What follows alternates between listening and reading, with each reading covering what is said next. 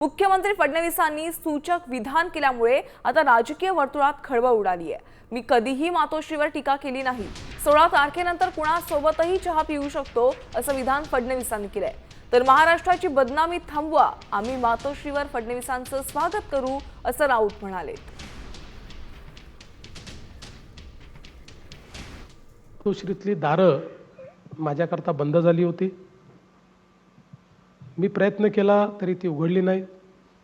परवा आता कुठल्या तरी मुलाखतीमध्ये उद्धवजी असं म्हणाले की या ठिकाणी मातोश्रीवर टीका करणं सोडलं तर देवेंद्र करता मातोश्रीची दारं उघडी होतील।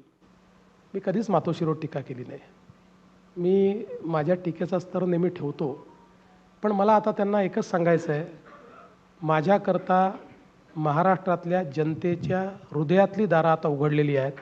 तेव्हा दुसऱ्या दाराची लालसा मला राहिलेली नाही। बाकी चहा प्यायला बोलवलं तर मी कोणाला नाही म्हणत नाही। 2-4 दिवस आता आमची त्या ठिकाणी एकमेकाच्या विरुद्ध सगळं चालेल, पण मी 16 तारखेनंतर कोणाहीसोबत चहा पिऊ शकतो, काही अडचण नाही। तुम्ही अडाणीच्या घशात मुंबई घालण्याचं तुमचं कारस्थान थांबवा आणि जरूर मातोश्रीवरती आम्ही त्यांना मातोश्रीच्या गेटवर त्यांचं स्वागत करू आणि अगदी व्यवस्थित आतमध्ये सन्मानानं घेऊन येऊ।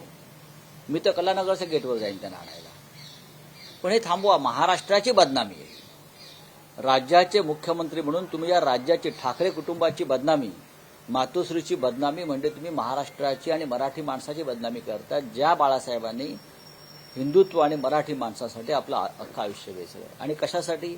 तर तुमच्या स्वार्थी राजकारणासाठी। देवेंद्रजी आमचे व्यक्तिगत शत्रू अजिबात नाहीत।